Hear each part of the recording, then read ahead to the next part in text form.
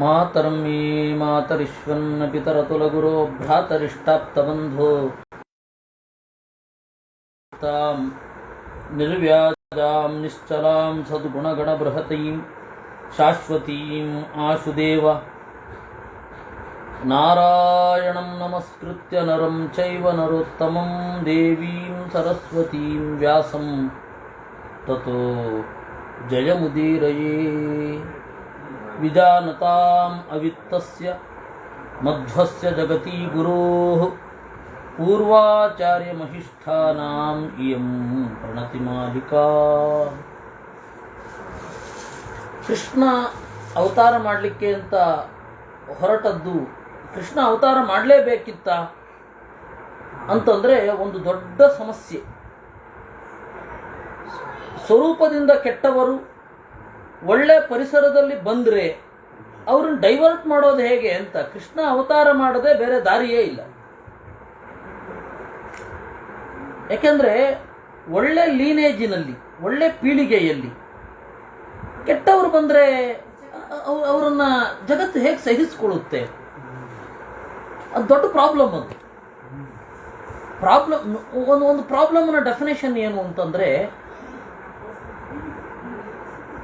ಒಂದು ಪ್ರಾಬ್ಲಮ್ ಅಂದರೆ ಹೇಗೆ ಅಂದರೆ ಅದು ಬೇರೆಯವರು ಸರಿ ಮಾಡಲಿಕ್ಕೆ ಆಗದೇ ಇರುವುದು, ಪ್ರಕೃತಿಯಲ್ಲಿ ಸಹಜವಾದ ಸೊಲ್ಯೂಷನ್ ಇಲ್ಲದೆ ಇರುವುದು. ನ್ಯಾಚುರಲ್ ಸೊಲ್ಯೂಷನ್ ಯಾವುದಕ್ಕೆ ಇಲ್ಲ ಅದು ಪ್ರಾಬ್ಲಮ್ ಅಷ್ಟೇ.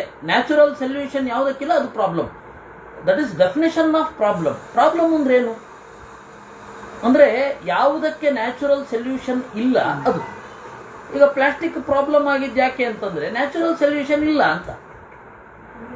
ಅದರಿಂದಾಗಿ ತೀರಾ ಕೆಟ್ಟವರೆಲ್ಲ ಒಳ್ಳೆ ಲೀನೇಜಿನಲ್ಲಿ ಬಂದರೆ ಅವರನ್ನು ಡೈವರ್ಟ್ ಮಾಡದೆ ಬೇರೆ ದಾರಿ ಇಲ್ಲ.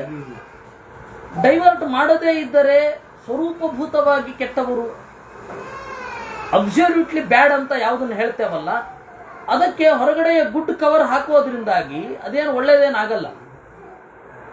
ಆ ಕಾರಣದಿಂದ ಕೃಷ್ಣ ನೀನು ಅವತಾರ ಮಾಡಬೇಕು. ನೀನು ಅವತಾರ ಮಾಡೋದೇ ಯಾವುದಕ್ಕೆ ನ್ಯಾಚುರಲ್ ಸೊಲ್ಯೂಷನ್ ಇಲ್ಲ ಅದನ್ನು ಸರಿಪಡಿಸ್ಲಿಕ್ಕೆ. ಇಷ್ಟನ್ನು ನಾವು ನೋಡಿದ್ದೆವು. ನಿನ್ನೆ ಇನ್ನೂ ಕೆಲವೊಂದೆಲ್ಲ ಸಂಗತಿಯನ್ನು ನೋಡಿದ್ದೆವು. ಆದರೆ ಒಟ್ಟು ಪೂರ್ಣ ಇಷ್ಟು. ಯಾಕೆ ದೇವರು ಅವತಾರ ಮಾಡಲೇಬೇಕಾಯಿತು? ದೇವರಲ್ಲದೆ ಬೇರೆಯವರು ಅವತಾರ ಮಾಡಲಿಕ್ಕೆ ಸಾಧ್ಯವೇ ಇರಲಿಲ್ವಾ? ಕೃಷ್ಣನ ಅವತಾರ ಜಗತ್ತಿನ ಬದಲಾವಣೆಗೆ ಇಂಪಾರ್ಟೆಂಟ್, ಅಷ್ಟೊಂದು ಇಂಪಾರ್ಟೆಂಟ್ ಅದು ಅನ್ನೋದಕ್ಕೆ ಉತ್ತರವನ್ನು ಇಲ್ಲಿ ಹೇಳ್ತಾ ಇದ್ದಾರೆ ಆಚಾರ್ಯರು. ಇನ್ನು ಯ ಉಗ್ರಸೇನಃ ಸುರಗಾಯಕಃ ಸಹ ಜಾತೋ ಯದುಶ್ವೇವ ತಥಾ ವಿಧೇಯಃ ತವೈವ ಸೇವಾರ್ಥಮಮುಷ್ಯ ಪುತ್ರೋ ಜಾತೋ ಸುರಃ ಕಾಲನೇಮಿಸ್ಸ ಈಶಾ. ಇನ್ನು ದೇವತೆಗಳ ರಾಜ್ಯದಲ್ಲಿ ಬ್ರಹ್ಮದೇವರ ಆಸ್ಥಾನದಲ್ಲಿ ಹಾಡುವವ ಒಬ್ಬ ಇದ್ದಾನೆ. ಅವನ ಹೆಸರು ಉಗ್ರಸೇನ ಅಂತ. ಅವನು ಭೂಮಿಯಲ್ಲಿ ಹುಟ್ಟಿದ್ದಾನೆ. ಭೂಮಿಯ ಹೆಸರು ಕೂಡ ಉಗ್ರಸೇನ ಅನ್ನೋದೇ. ಅವನ ಮಗನಾಗಿ ಈ ಕಂಸ ಬಂದಿದ್ದಾನೆ. ಅವನು ಯಾರು ಅಂದರೆ ಕಾಲನೇಮಿ. ಕಾಲನೇಮಿ ದುಷ್ಟ ಕಾಮಕ್ಕೆ ಪ್ರತಿನಿಧಿ. ಅಂದರೆ ಕಾಮ ಅಂತ ಹೇಳಿದ್ರೆ ಒಳ್ಳೆಯ ಕಾಮ, ಸ್ವರೂಪಭೂತವಾದ ಕಾಮ ಏನಿದೆ ಅದನ್ನು ಅವನೇನು ಮಾಡೋಲ್ಲ. ಆದರೆ ಸ್ವರೂಪಭೂತವಾದ ಬಯಕೆ ಮುಚ್ಚಿ ಹೋಗಿ ಎನ್ವಿರಾನ್ಮೆಂಟಲ್ ಫೋರ್ಸಿನಿಂದಲೋ ಅಥವಾ ಜೆನೆಟಿಕಲ್ ಫೋರ್ಸಿನಿಂದಲೋ ಬಂದಿರುವಂತಹ ಕಾಮ ಕೆಟ್ಟದ್ದು, ಅದಕ್ಕೆ ಅವನ ಅಭಿಮಾನಿ. ಸೊ ಜೀವ ಒಬ್ಬ ಉದ್ಧಾರ ಆಗಬೇಕು ಅಂತಂದರೆ ಎನ್ವಿರಾನ್ಮೆಂಟಲ್ ಸ್ವಚ್ಛ ಆಗಬೇಕು. ಆ ಎನ್ವಿರಾನ್ಮೆಂಟ್ ಸ್ವಚ್ಛ ಆಗಲಿಕ್ಕೆ ಬಿಡದವ ಒಬ್ಬ ಇದ್ದಾನೆ. ಅವನು ಕಾಲನೇಮಿ ಅಲಿಯಾಸ್ ಕಂಸ. ಅವನು ಹುಟ್ಟಿದ್ದಾನೆ. ಅವನನ್ನು ಕೊಲ್ಲಲಿಕ್ಕೆ ಬೇರೆ ಯಾರೂ ಇಲ್ಲ, ನೀನೇ ಹೋಗಬೇಕು. ಒಬ್ಬನಿಗೆ ಆಗತ್ತೆ. ಯಸ್ತ್ವತ್ಪ್ರಿಯಾರ್ಥಂ ನಿಹತೋ ಹಿ ವಾಯುನಾ ಭವತ್ ಪ್ರಸಾದಾತ್ ಪರಮೀಶಿತಾಪಿ ಸಯೇಷ ಭೋಜೋಷಿ ಪುನಃ ಸುಜಾತಃ ವರಾದುಮೇಷಸ್ಯ ಪರೈರಜೇಯಃ. ಈ ಹಿಂದೆ ಕಾಲನೇಮಿ ಯುದ್ಧಕ್ಕೆ ಅಂತ ಬಂದಾಗ, ಏಕೆಂದರೆ ಈ ಸಂಘರ್ಷಗಳು ಒಳಿತು ಮತ್ತು ಕೆಡಕಿನ ನಡುವಿನ ಸಂಘರ್ಷಗಳು ಇದೇ ಮೊದಲೇನೂ ಅಲ್ಲ. ದೀರ್ಘಕಾಲದಿಂದ ಆಗ್ತಾ ಇರುತ್ತೆ, ದೀರ್ಘಕಾಲದವರೆಗೂ ಆಗ್ತಾ ಇರುತ್ತೆ. ಅಲ್ಲಿ ಮಧ್ಯದಲ್ಲಿ ಒಂದು ರೆಸ್ಟ್ ಅಂತ ಇರುತ್ತೆ ಅಷ್ಟೇ. ಅದರಿಂದಾಗಿ ಆ ಜೀವ ಬೇರೆ ಬೇರೆ ಪರಿಸರದಲ್ಲಿ ಹೋಗಿ ಸೇರ್ಕೊಳ್ತಾನೆ, ಅಲ್ಲಿಂದ ಮತ್ತೆ ಶುರುನೇ ಯುದ್ಧ.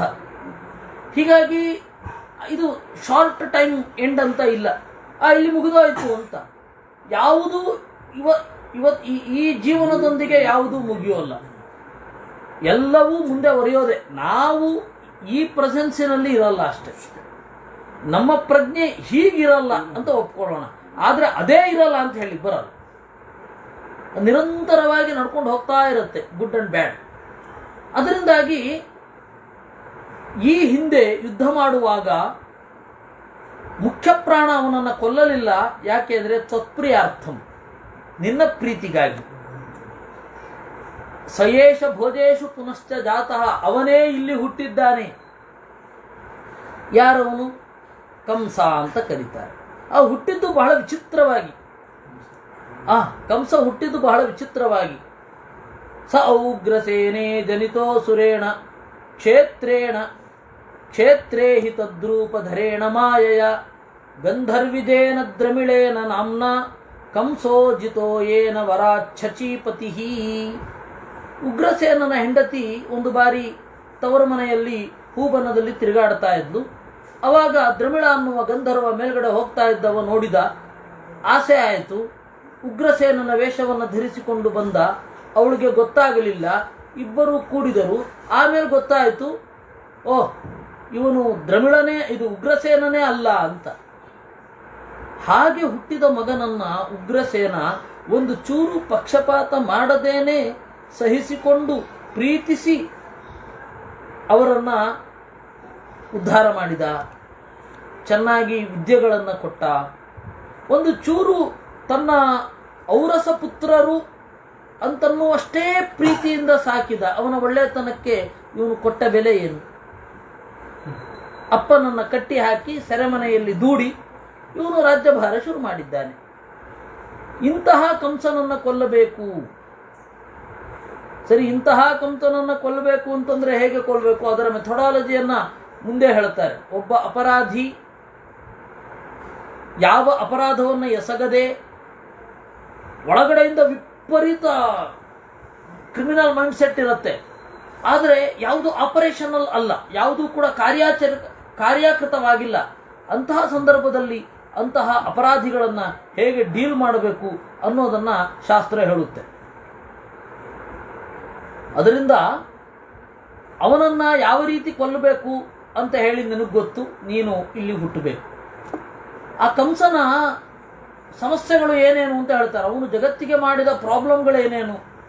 ಜಿತ್ವಾ ಜಲೇ ಚಂಚ ಹೃತಾನಿಯೇನ ರತ್ನಾನಿ ಯಕ್ಷಾಶ್ಚ ಜಿತಾ ಶಿವಸ್ಯ ಕನ್ಯಾವನಾರ್ಥಂ ಮಗಧಾಧಿಪೇನ ಪ್ರಯೋಜಿತಾಸ್ತೆ ಚ ಹೃತೆ ಬಲೇನ. ಜಲೇಶಂ ವರುಣ ರತ್ನನಿಧಿ.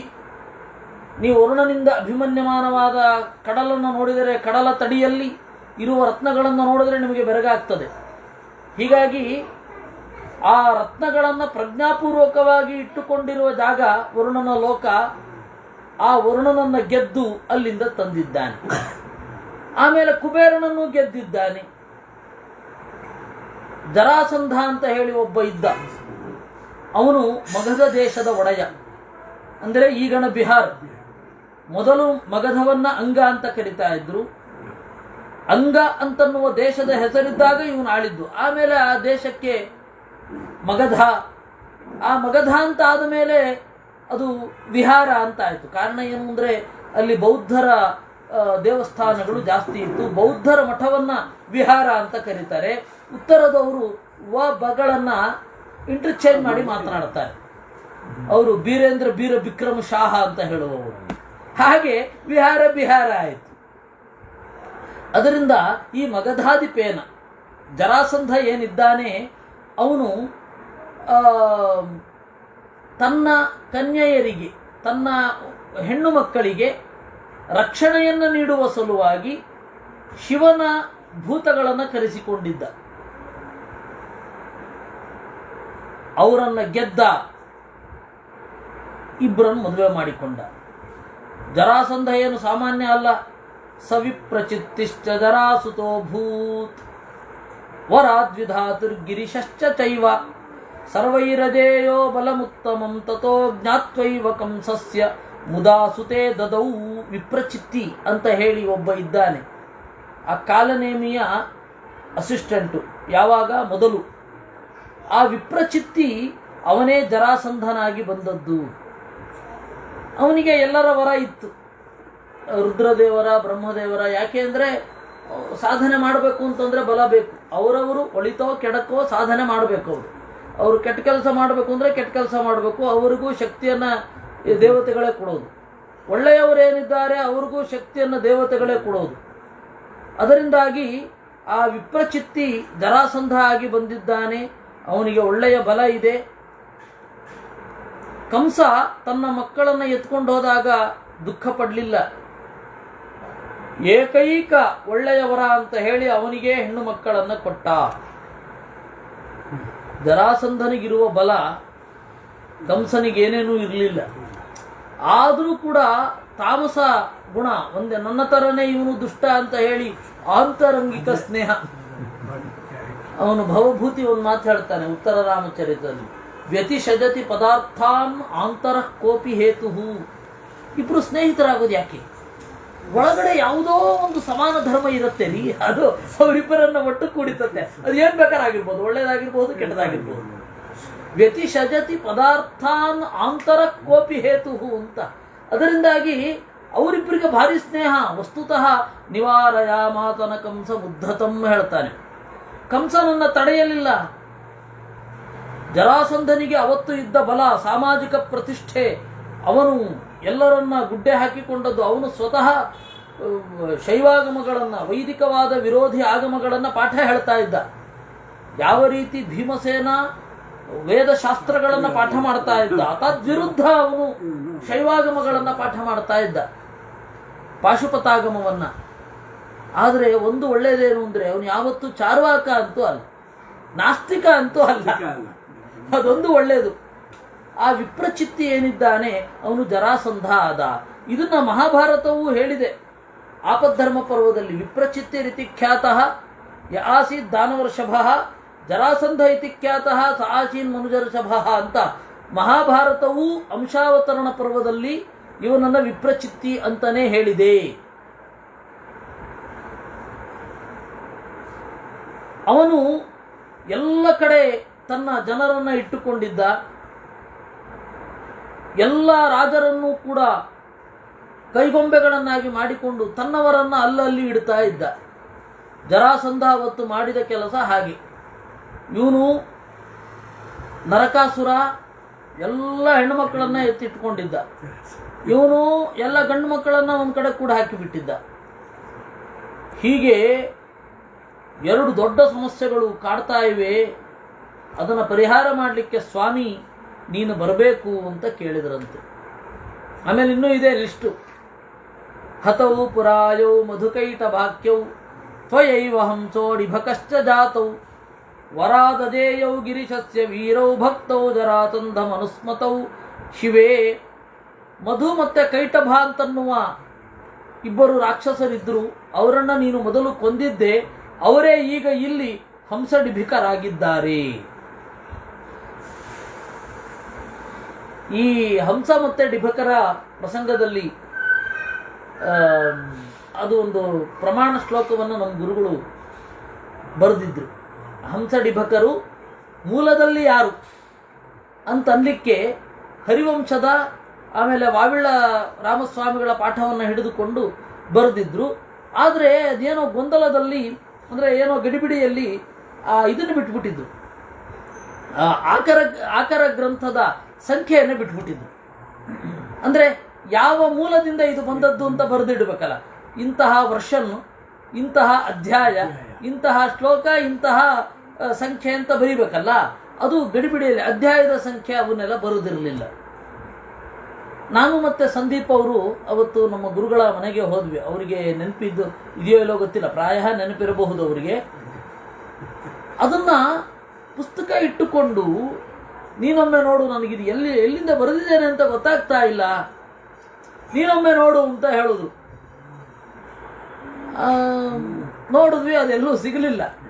ಕಡೆಗೆ ಅದು ಯಾವುದೋ ಮಂಚದ ಕೆಳಗಡೆ ಹಾಳೆ ಬಿದ್ದೋಗಿತ್ತು. ಅದನ್ನು ತೆಗೆಸಲಿಕ್ಕೆ ಅವರು ಸಹಾಯ ಮಾಡಿದ್ರು. ಸಂದೀಪ್ಗೆ ಹೇಳಿದ್ರು, ಮಂಚವನ್ನು ಸರಿ ಮಾಡಲಿಕ್ಕೆ, ಸರಿಯಾಗಿ ಇಡಲಿಕ್ಕೆ ನೀನು ಬೆಂಗಳೂರಿಂದ ಬಂದದ್ದು ಅಲ್ವಾ ಅಂತ ಕೇಳಿದ್ರು ಅವರಿಗೆ. ಆದರೆ ಅದು ಸಿಕ್ಕಿರಲಿಲ್ಲ ಆಗ ಅವರಿಗೆ. ನೆನಪಿದೆಯಾ ಸಂದೀಪ್ ಅವರು? ಆಗ ಅವರಿಗೆ ಆ ಪುಸ್ತಕ ಸಿಕ್ಕಿರಲಿಲ್ಲ. ಅದನ್ನು ಬರೀಲಿಲ್ಲ, ಈಗ ಇಲ್ಲಿಲ್ಲ, ಈ ವ್ಯಾಖ್ಯಾನದಲ್ಲಿ ಅದಿಲ್ಲ. ಆದರೆ ಆಮೇಲೆ ನಾನು ಯಾವತ್ತೋ ನೋಡಿದ ಮೇಲೆ ಅದಿತ್ತು. ಅಷ್ಟೊತ್ತಿಗೆ ಅದು ಪ್ರಿಂಟ್ ಆಗಿ ಲೋಕಾರ್ಪಣೆ ಆಗಿ ಎಲ್ಲರ ಕೈಗೆ ಬಂದಾಗಿದೆ. ಕೆಲವೊಮ್ಮೆ ಈ ರೀತಿ ಆಗತ್ತೆ ಸಮಸ್ಯೆ. ಹೀಗಾಗಿ ಮಧು ಮತ್ತು ಕೈಟಭರು ಇಬ್ಬರೂ ಕೂಡ ಹಂಸಡಿಭಕರಾಗಿ ಇಲ್ಲಿ ಇದ್ರು. ಅನ್ಯೇ ಚ ಭೂಮಾ ವಸುರಾ ಪ್ರಜಾತಾ ತ್ವಯಾ ಹತಾಯೇ ಸುರದೈತ್ಯ ಸಂಗರೆ ಅನ್ಯೇ ತಥೈವಾಂಧತಮ ಪ್ರಪೇದಿರೆ ಕಾರ್ಯಾ ತಥೈಶಾಂಚ ತಮೋಗತಿಸ್ತ್ವಯಾ ಅನ್ಯೇಪಿ ಭೂಮಾ ವಸುರಾ ಪ್ರಜಾತಾ. ಹೀಗೆ ಬಹಳ ಜನ ದೈತ್ಯರು ಭೂಮಿಯಲ್ಲಿ ಅವತಾರ ಮಾಡಿದ್ದಾರೆ. ಸರಿ, ಅವರ ಮೆಂಟಲ್ ಸ್ಟೇಟ್ ಹೇಗಿದೆ? ಅವ್ರನ್ನೆಲ್ಲ ಕೊಲ್ಲಬೇಕು, ಸರಿ. ಯಾಕೆಂದ್ರೆ ಒಬ್ಬನನ್ನ ಕೊಲ್ಲಬೇಕು ಅಂತಂದ್ರೆ ಕೇವಲ ಅವನ ಫಿಸಿಕಲ್ ಸ್ಟೇಟ್ ಏನಿದೆ ಅಂತ ಮಾತ್ರ ನೋಡೋದಲ್ಲ. ಒಬ್ಬನ ಜೀವನ ಅಂತಂದ್ರೆ ಅವನ ದೈಹಿಕ ಕ್ರಿಯೆಗಳು ಮಾತ್ರ ಅಲ್ಲ, ಅವನ ಮೆಂಟಲ್ ಸ್ಟೇಟ್ ಹೇಗಿದೆ. ಅವರನ್ನು ಕೊಲ್ಲಲೇಬೇಕಿತ್ತ ಕೃಷ್ಣ, ಅಥವಾ ಇವರೇ ಪ್ರಾಬ್ಲಮ್ ಅಂತಾದ್ರೆ ಕೃಷ್ಣ ಎಂಬ ಸೊಲ್ಯೂಷನ್ ಬರಲೇಬೇಕಾ ಅಂತನ್ನುವ ಪ್ರಶ್ನೆಗೆ ದೇವತೆಗಳು ದೇವರಲ್ಲಿ ಬೇಡಿಕೊಳ್ತಾರೆ. ವ್ಯಾಸಾವತಾರೇ ನಿಹತಸ್ತ್ವಯಾಯ ಕಲಿಸ್ಸು ಶಾಸ್ತ್ರೋಕ್ತಿಭಿರೇವ ಚಾದ್ಯ ಶ್ರುತ್ವಾ ತ್ವದುಕ್ತಿ ಪುರುಷೇಶು ತಿಷ್ಠನ್ ಈಶಚ್ಚಕಾರೇವ ಮನಸ್ತ್ವಯೀಶ. ಆಮೇಲೆ ರಾಮಾವತಾರಕ್ಕಿಂತ ಕೃಷ್ಣಾವತಾರದ ಪ್ಯಾಟರ್ನ್ ಚೇಂಜ್ ಆಗಬೇಕಿದೆ. ಅವನ ಬಿಹೇವಿಯರ್ ಪ್ಯಾಟರ್ನ್ ಏನಿದೆ ಅದು ಚೇಂಜ್ ಆಗಬೇಕಿದೆ. ರಾಮನ ಅವತಾರದ ನಡೆ, ಕೃಷ್ಣನ ಅವತಾರದ ನಡೆ ಎರಡೂ ಕೂಡ ಬದಲಾಗಬೇಕಿದೆ. ಯಾಕೆ ಬದಲಾಗಬೇಕು ಹೇಳ್ತಾರೆ. ವೇದವ್ಯಾಸರಾಗಿ ನೀನು ಅವತರಿಸಿದಾಗ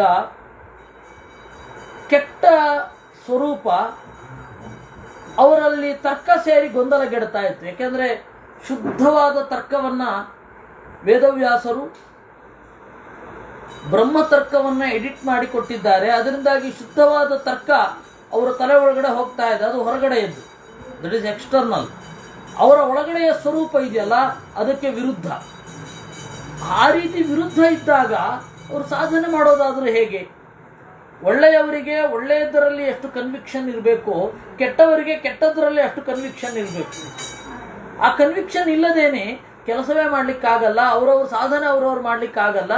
ಜಗತ್ತೇ ಗೊಂದಲದಲ್ಲಿ ಬಿದ್ದೋಗುತ್ತೆ.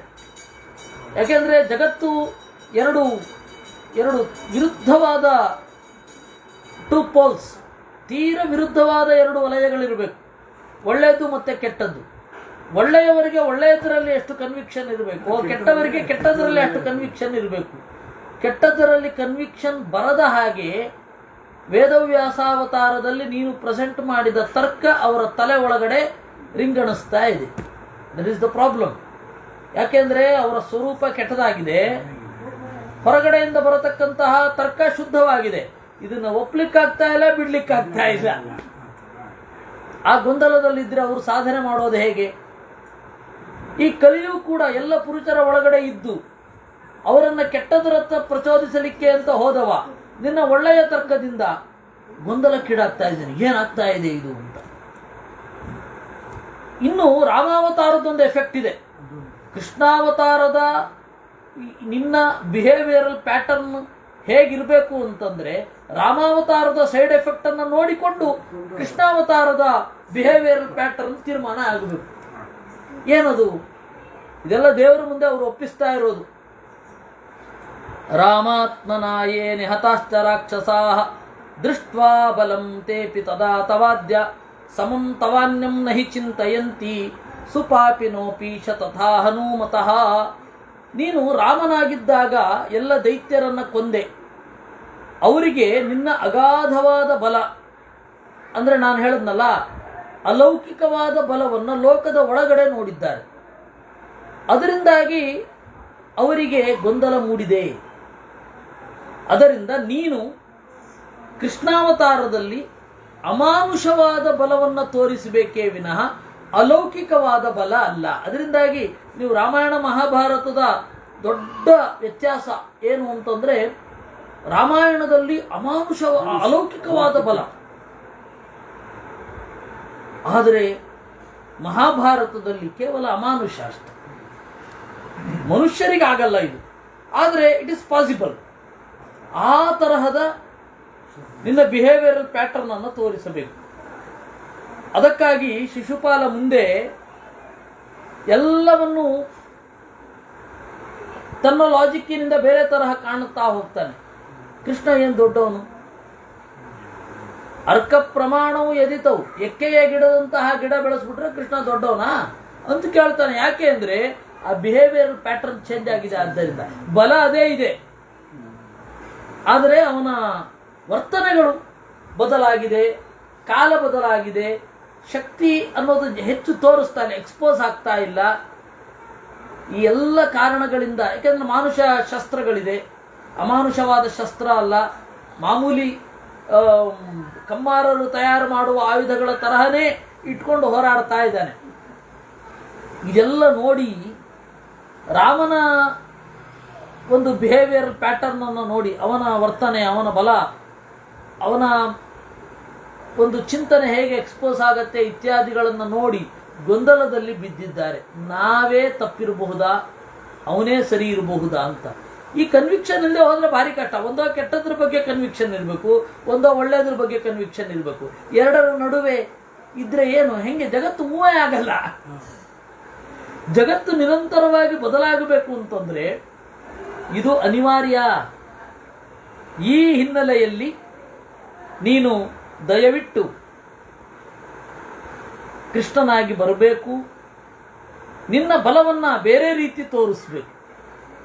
ಅವರಿಗೆ ಕೃಷ್ಣನನ್ನು ನೋಡಿದಾಗ ಮನುಷ್ಯರಂತೆ ಕಾಣಬೇಕು, ಮನುಷ್ಯರಂತೆ ಇರಬಾರದು. ನಿನ್ನನ್ನು ಅನುಕರಿಸುವಂತೆ ಆಗಬೇಕು, ಅನುಕರಿಸುವಂತೆ ಆಗಬಾರದು. ಆ ತರಹ ನಿನ್ನ ಬಿಹೇವಿಯರಲ್ ಪ್ಯಾಟರ್ನ್ ಇರಬೇಕು. ಇದು ಆಜ್ಞೆ ಅಲ್ಲ, ದೇವರಿಗೆ ಬೇಡಿಕೊಳ್ಳೋದು. ಹೀಗಿದ್ರೆ ಒಳ್ಳೇದು ಸ್ವಾಮಿ. ಯಾಕೆಂತಂದ್ರೆ ನಾವು ಹಿಂದೆ, ಯಾಕೆಂದ್ರೆ ಮಹಾಭಾರತ ರಾಮಾಯಣ ಇವೇ ಮೊದಲೆಲ್ಲ ಆಗೋದು. ಹೋದ ಕಲ್ಪದಲ್ಲೇ ಆಗಿದೆ, ಹೋದ ಬ್ರಹ್ಮನ ದಿನದಲ್ಲೇ ಆಗಿದೆ.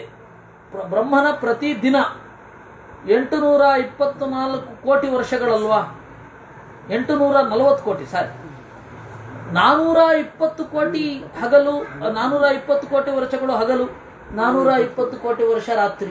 ಆ 420 ಕೋಟಿ ವರ್ಷದಲ್ಲಿ ಎಲ್ಲ ಮನ್ವಂತರಗಳು ಬಂದು ಹೋಗ್ತವೆ. ಅದು ಸೇರಿ 14 ಮನ್ವಂತರಗಳು ಬರುತ್ತೆ. ಅದರೊಳಗೆ ವೈವಸ್ವತ ಮನ್ವಂತರದಲ್ಲಿ 24ನೆಯ ತ್ರೇತಾಯುಗದಲ್ಲಿ ರಾಮಾವತಾರ ಆಗುವುದು, 28ನೆಯ ದ್ವಾಪರ ಯುಗದಲ್ಲಿ ಕೃಷ್ಣಾವತಾರ ಆಗುವುದು. ಅಂದ್ರೆ ಪ್ರತಿ ಸರ್ತಿ ಇದಾಗ್ತಾ ಇರುತ್ತೆ. ಅದು ಅವರಿಗೆ ಶ್ರವಣ ಮಾತ್ರ, ದೇವತೆಗಳಿಗೆ. ಆ ಪದವಿಯಲ್ಲಿದ್ದಾಗ ಅವರು ಅದನ್ನು ಪ್ರತ್ಯಕ್ಷ ಕಾಣ್ತಾರೆ. ಹೀಗಾಗಿತ್ತಂತೆ ಹೋದ ಬಾರಿ, ಈ ಬಾರಿಯೂ ಹಾಗೆ ಆಗತ್ತೆ, ನಾವು ಅದರಲ್ಲಿ ಪಾತ್ರಗಳು ಅಂತ. ಅದರಿಂದಾಗಿ ಅವರು ವೇದ ಹೇಳಿದ ಹಿಂದಿನ ಪ್ಯಾಟರ್ನ್ ಅನ್ನ ದೇವರ ಮುಂದೆ ಇಡುತ್ತಾರೆ. ಹೀಗೆ ನೀನು ಅವತಾರ ಮಾಡಲಿಕ್ಕಿದೆ ಅಲ್ವಾ ಅಂತ. ಅದರಿಂದಾಗಿ ಮೂಲಭೂತವಾಗಿ ಒಳಿತು ಕೆಡಕುಗಳ ಸಂಘರ್ಷ ನಡೀತಾ ಇರಬೇಕು. ನಡೀತಾ ಇರಬೇಕಾದ್ರೆ ಇದಾಗ್ತಾನೇ ಇರಬೇಕು. ಅದರಿಂದಾಗಿ ಅವರು ಹೇಳ್ತಾರೆ, ಕೇಶವ, ನಿನ್ನಲ್ಲಿ ಅವರಿಗೆ ಗೌರವ ಬಂದರೆ, ಭಕ್ತಿ ಬಂದರೆ ಜಗತ್ತು ಮುಂದುವರಿಯುವುದಿಲ್ಲ. ಜಗತ್ತು ಮುಂದುವರಿಬೇಕು. ಒಳ್ಳೆಯವರು ಒಳ್ಳೆಯ ಕಡೆಗೆ, ಕೆಟ್ಟವರು ಕೆಟ್ಟ ಕಡೆಗೆ ಹೋಗದಿದ್ದರೆ ಜಗತ್ತಿನ ನಡೆಗೇನು ಅರ್ಥ, ಸೃಷ್ಟಿಗೇನು ಅರ್ಥ? ಸೃಷ್ಟಿ ಅಂದ್ರೆ ಅಭಿವ್ಯಕ್ತಿ, ಯಾರ್ಯಾರು ಏನೇನೋ ಅದರ ಅಭಿವ್ಯಕ್ತಿ ಅಷ್ಟೇ. ಬೈಫರ್ಕೇಟ್ ಆಗ್ತಾ ಹೋಗ್ತಾ ಇರೋದು. ಅದರಿಂದಾಗಿ ಸೃಷ್ಟಿ ಅಂತಂದ್ರೆ ಅದೊಂದು ಎಕ್ಸ್ಪ್ರೆಷನ್ ಅಷ್ಟೇ ವಿನಃ ಶೂನ್ಯದಿಂದ ಮಾಡುವ ಕ್ರಿಯೇಷನ್ ಅಲ್ಲ. It is not creation. ಏನು? From nothingness. ಏನೂ ಇಲ್ಲದರಿಂದ ಸೃಷ್ಟಿ ಅಲ್ಲ. ಇದ್ದದ್ದನ್ನ ಒಂದು ಕರೆಕ್ಟಾಗಿ ಆಯಾ ಜಾಗದಲ್ಲೇ ಹೋಗುವಂತೆ ಮಾಡುವುದಷ್ಟೇ. ಅದೇ ಸೃಷ್ಟಿ. ಅದು ನಿನ್ನ ಬಯಕೆ ಕೂಡ. ಹಾಗಾಗಬೇಕು ಅಂತಂದ್ರೆ ನೀನು ಈಗ ಅವತಾರ ಮಾಡಬೇಕು. ಈಗ ಅವತಾರ ಮಾಡಿ ಆ ಜಗತ್ತಿನ ನಡೆಯನ್ನ ಯಥಾಪ್ರಕಾರ ಸಾಗಿಸಬೇಕು. ನಿತಾಂತಮುತ್ಪಾದ್ಯ ಭವದ್ವಿರೋಧಂ ತಥಾ ಚ ವಾಯೌ ಬಹುಭಿಪ್ರಕಾರೈಃ ಸರ್ವೇಷು ದೇವೇಷು ಚ ಪಾತನೀಯಾಃ ತಮಸ್ಯಥಾಂಧೇ ಕಲಿಪೂರ್ವಕಾತುರಾಃ. ಇನ್ನು ನಿನ್ನ ವಿರೋಧ ಅವರು ಮಾಡುವಂತೆ ಆಗಬೇಕು. ಆ ರೀತಿ ಮೇಲುನೋಟದ ನಿನ್ನ ವರ್ತನೆ ಇರಬೇಕು. ಏಕೆಂದರೆ ದೇವರ ಮೇಲುನೋಟದ ವರ್ತನೆ ಅದನ್ನು ವಿಮರ್ಶೆ ಮಾಡಿ ನೋಡಿದಾಗ ತೋರುವಂತಹ ವಿಚಿತ್ರ ಎರಡೂ ಕೂಡ ಇರಬೇಕು.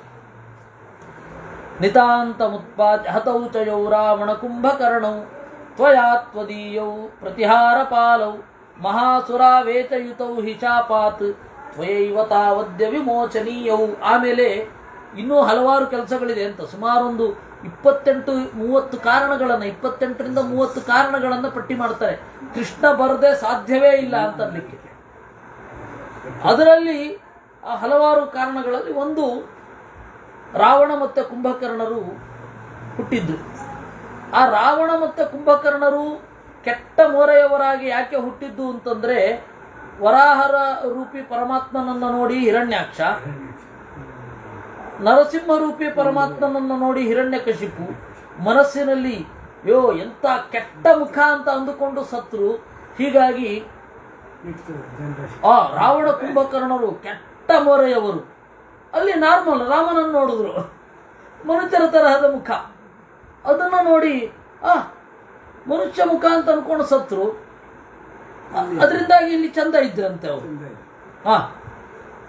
ಶಿಶುಪಾಲ ಮತ್ತೆ ದಂತವಕ್ರರು ಮೊದಲು ಅವಳಿಗಳಾಗಿ ಹುಟ್ಟಿದ್ರು, ಟ್ವಿನ್ಸ್ ಆಗಿ ಹುಟ್ಟಿದ್ರು. ಎರಡನೇ ಬಾರಿ ಅಣ್ಣ ತಮ್ಮಂದರಾಗಿ ಹುಟ್ಟಿದ್ರು. ಈಗ ಕಸಿನ್ ಆಗಿ. ಈ ಕುಂತಿಯ ಇಬ್ಬರು ಅಕ್ಕಂದಿರು, ರಾಜಾಜಿದೇವಿ ಮತ್ತೆ ಶ್ರುತಶ್ರವೆ ಅಂತ, ಅವರಿಬ್ಬರ ಮಕ್ಕಳು. ಅವರಿಬ್ಬರನ್ನ ಕೆಟ್ಟವರನ್ನ ಕೆಳಗಡೆ ತಳ್ಳಿ ಒಳ್ಳೆಯವರನ್ನ ಮೇಲ್ಗಡೆ ತಗೊಂಡು ಹೋಗಬೇಕಿದೆ. ಒಂದು ದೇಹದಲ್ಲಿ ಎರಡು ಜೀವಗಳಿವೆ. ಅದರಿಂದಾಗಿ ಉಪಯೋಗಿಸ್ತಾ ಇರೋದು ಒಂದೇ ಮನಸ್ಸು. ಎರಡು ಜೀವಗಳು ಉಪಯೋಗಿಸ್ತಾ ಇರೋದು ಒಂದು ಮನಸ್ಸು, ದೇಹ ಒಂದು. ಅದು ಯಾಕೆ ಹೀಗೆ ಮಾಡ್ತಾ ಇದ್ದಾನೆ, ಇವಾಗ ಹೀಗಿರ್ತಾನೆ, ಅವಾಗ ಹಾಗಾಗ್ತಾನೆ ಅಂತ ಗೊತ್ತೇ ಆಗದು. ಎರಡು ಒಂದೇ ಕಡೆ ಇರುತ್ತೆ, ಏನು ಅಂತ ಐಡಿಯಾ ಬರಲ್ಲ. ಅದೇ ಎರಡು ಸಿಮ್ ಒಂದು ಮೊಬೈಲ್ ಅಲ್ಲಿ ಹಾಗೆ. ಅದರಿಂದಾಗಿ ಅವರನ್ನ ಶಾಪದಿಂದ ನೀನು ಬಿಡುಗಡೆಗೊಳಿಸಬೇಕು. ಅವ್ರಿಗೆ ಶಾಪ ಬಂದದ್ದು ನಿಮ್ಗೆ ಗೊತ್ತೇ ಇದೆ. ದೇವರನ್ನ ಕುರಿತು ನಿಮ್ಮ ಚಿಂತನೆ ಕೆಟ್ಟದಾಗಿದೆ ಅಂತ ಅವ್ರಿಗೆ ಶಾಪ ಬಂದದ್ದು. ಸನತ್ ಕುಮಾರ ಬಿಡ್ಲಿಲ್ಲ ಅಂತಲ್ಲ, ಬಿಡ್ಲಿಲ್ಲ ಅಂತ ಹೇಳಿ ಶಾಪ ಕೊಡ್ಲಿಕ್ಕೆ ಅವರೇ ನಮ್ಮ ತರ ಅಲ್ಲ. ಸನಕ ಸನಂದನಾದಿಗಳು ಎಲ್ಲವನ್ನ ತರೋದವರು. ನಮ್ಮಿಂದ ದೇವರಿಗೆ ರಕ್ಷಣೆ ಅಂತ ಹೇಳಿ ಇವ್ರಿಗೆ ಅಹಂಕಾರ ಇತ್ತು. ಆ ತಪ್ಪು ಕಲ್ಪನೆ ದೈತ್ಯರಿಗೆ ಮಾತ್ರ ಇರ್ಲಿಕ್ಕೆ ಸಾಧ್ಯ ದೇವರನ್ನ ಕುರಿತು. ಹೀಗಾಗಿ ಶಾಪ ಕೊಟ್ಟರು. ದೇವರನ್ನ ಕುರಿತಾದ ತಪ್ಪು ಕಲ್ಪನೆ ನಿಮಗಿದೆ ಅಂತ ಶಾಪ ಕೊಟ್ಟಿದ್ದೇವೆ ವಿನಃ ನಮ್ಮನ್ನ ಬಿಡ್ಲಿಲ್ಲ ಅಂತ ಅಲ್ಲ. ಅಷ್ಟು ಕಳಪೆ ಅಲ್ವಲ್ಲ, ಬಹಳ ಎತ್ತರದವರು ಸನಕಾದಿಗಳು. ಸ್ವಲ್ಪ ಸಾಧನೆ ಮಾಡಿದವನೇ ಬಹಳ ಡಿಗ್ನಿಫೈಡ್ ಆದ ಲೈಫ್ ಅನ್ನ ಲೀಡ್ ಮಾಡ್ತಾನೆ. ಈ ತರ ಸಣ್ಣತನದಲ್ಲಿ ಆಡೋದಿಲ್ಲ ಅಂತಂದ್ರೆ ಇನ್ನು ಅಷ್ಟು ತಪಸ್ಸು ಅಷ್ಟು ಧ್ಯಾನ ಮಾಡ್ತಾ ಇರುವ ಸನಕಾದಿಗಳು ಆ ತರಹದ ಸಿಲ್ಲಿ ಬಿಹೇವಿಯರ್ಸ್ಗೆ ಯಾಕೆ ಇರ್ತಾರವರು. ಅದರಿಂದ ಆ ಮಹಾಸುರನ ಆವೇಶದಿಂದ ಕೂಡಿದ್ದಾರೆ ನಿನ್ನ ದ್ವಾರಪಾಲಕರು ಜಯ ವಿಜಯರು, ಅವರನ್ನು ಬಿಡಿಸಬೇಕು. ಹೀಗಾಗಿ ನೀನು ಭೂಮಿಗೆ ಬರಬೇಕು. ಆವಿಶ್ಯಯೋ ಬಲಿಮಂಜಶ್ಚಕಾರ ಯೌತೌ ತವಾರೀಹತಯೋ ಪ್ರವಿಷ್ಟೌ ದೈತ್ಯೌ ತು ತಾವಂಧ ತಮ ಪ್ರವೇಶ್ಯೌ ಯೌತೌ ತ್ವದೀಯೌ ಭವದೀಯ ವೇಶ್ಮ ತ್ವಯಾ ಪುನಃ ಪ್ರಾಪಣೀಯೌ ಪರೇಶಾಂ. ಆಮೇಲೆ ಯೌತೌ ತವಾರಿ ಅಂದರೆ ಅವತ್ತಿನ ಕಾಲದ ಸಮಗ್ರ ರಾಜಕೀಯ ಚಿತ್ರಣಗಳನ್ನು ಕೊಟ್ಟು ಬಿಡ್ತಾರೆ. ಅವತ್ತಿನ ಕಾಲದ ಬಲ ಹೇಗಿತ್ತು ಅಂತ ಮುಂದೆ ಮುಂದೆ ಹೋಗ್ತಾ, ಅವತ್ತಿನ ಕಾಲದ ಬಲ ಹೇಗಿತ್ತು, ಅವತ್ತಿನ ಕಾಂಪಿಟೇಷನ್ ಮೋಡ್ ಹೇಗಿತ್ತು, ಅವರ ಎನ್ವಿರಾನ್ಮೆಂಟಲ್ಲಿ ಏನಿತ್ತು, ಅವರು ಒಳಗಡೆ ಏನಿತ್ತು, ಎಲ್ಲವನ್ನು ಮುಂದೆಯೂ ಹೇಳ್ತಾ ಹೋಗ್ತಾರೆ. ಈಗ ಒಂದು ಸ್ವಲ್ಪ ಹೇಳಿದ್ದಾರೆ. ಆ ವಿಶ್ವಯೋ ಬಲಿ ಮಂಜಶ್ಚಕಾರ, ಒಬ್ಬ ಇದ್ದಾನೆ ಬಲಿ ಅಂತ. ಆ ಬಲಿ ಹೆಸರಿನ ಇಬ್ಬರಿದ್ದಾರೆ. ಒಬ್ಬ ರಾಕ್ಷಸ ಇದ್ದಾನೆ, ಒಬ್ಬ ಒಳ್ಳೆಯವನಿದ್ದಾನೆ. ಆ ಒಳ್ಳೆಯವನು ಒಬ್ಬನೇ ಇದ್ದಾಗ ದೇವರ ಭಕ್ತನಾಗಿ ಇರ್ತಾನೆ. ಈ ಬಲಿ ಅಂತನ್ನುವ ಅಸುರನ ಆವೇಶ ಆದಾಗ ದೇವರಿಗೆ ವಿರುದ್ಧವಾಗಿ ಮಾಡ್ತಾನೆ. ಅಂತಹ ಕೆಟ್ಟ ಬಲಿ ಇದ್ದಾನಲ್ವಾ, ಈ ಭೂಮಿಯಲ್ಲಿ ಸಾಲ್ವನಾಗಿ ಹುಟ್ಟಿದ್ದಾನೆ. ಅವನನ್ನ ನೀನು ಕೊಲ್ಲಬೇಕು, ಅದಕ್ಕೆ ಭೂಮಿಗೆ ನೀನೇ ಬರಬೇಕು. ಮಾಯಾಮಯಂ ತೇನ ವಿಮಾನಮಗ್ರ್ಯಂ ಅಭೇದ್ಯಮಾಪ್ತಂ ಸಕಲೈರ್ಗಿರೀಶಾತ್ ವಿದ್ರಾವಿತೋಯೋ ಬಹುಶಸ್ತ್ವಯೈವ ರಾಮಸ್ವರೂಪೇಣ ಭೃಗುದ್ವಹೇನ. ಅವನೊಂದು ವಿಮಾನ ಮುಗಿಲ ತೇರನ್ನು ಹೊಂದಿದ್ದಾನೆ, ಅದು ಬ್ರಹ್ಮದೇವರ ವರದಿಂದ. ಅವನನ್ನು ಸೌಭ ಅಂತ ಕರೀತಾರೆ. ಸೌಭ ಅಂತ ಆ ವಿಮಾನದ ಹೆಸರು. ಆ ಸೌಭವನ್ನು ಇಟ್ಕೊಂಡಿದ್ದಾನದ್ರಿಂದ ಇವನು ಸೌಭ. ಆಟೋ ಓಡಿಸುವವರನ್ನು ಆಟೋ ಅಂತ ಕರೆದ ಹಾಗೆ ಸೌಭ ಅಂತಾನೆ ಅವನ ಹೆಸರು. ವಿದ್ರಾವಿತೋಯೋ ಬಹುಶಸ್ತ್ವಯೈವ. ಅವರನ್ನ ನೀನು ಬೇಕಾಷ್ಟು ಬಾರಿ ಪರಶುರಾಮ ರೂಪದಿಂದ ಓಡಿಸಿದ್ದಿ, ನೀನೇ ಕೊಲ್ಲಲಿಲ್ಲ. ಯಾಕೆಂದ್ರೆ ಕೃಷ್ಣಾವತಾರದಲ್ಲಿ ಸಾಲ್ವನನ್ನ ಕೊಲ್ತೇನೆ ಅಂತ ನಿನ್ನ ಸಂಕಲ್ಪವನ್ನ ಸತ್ಯ ಮಾಡಿಕೊಳ್ಳಲಿಕ್ಕೆ ನೀನು ಕೃಷ್ಣನಾಗಿ ಬರಲೇಬೇಕು ಅಂತ ಪ್ರಾರ್ಥನೆ ಮಾಡಿದರು. ನಾಸೌ ಹತಶಕ್ತಿಮತಾಪಿ ತತ್ರ ಕೃಷ್ಣಾವತಾರೇ ಸಮಯೈವ ವಧ್ಯ ಇತಿ ಆತ್ಮಸಂಕಲ್ಪಂ ಋತಂ ವಿಧಾತುಂ ಸ ಚಾತ್ರವಧ್ಯ ಭವತಾತಿ ಪಾಪಿ. ಯದೀಯಮಾರುಷ್ಯ ವಿಮಾನಮಸ್ಯ. ಇವನ ಅಪ್ಪನೂ ಏರಿದ್ದಾನೆ, ಅದರಿಂದಾಗಿ ಇವನ ಅಪ್ಪನಿಗೂ ಸೌಭ ಅಂತ. ಅವನ ನಿಜವಾದ ಹೆಸರು ಬ್ರಹ್ಮದತ್ತ. ಅಂಬೆಯನ್ನ ಪ್ರೀತಿಸಿದವ, ಅಥವಾ ಅಂಬೆ ಅವನನ್ನ ಪ್ರೀತಿಸಿದಳು.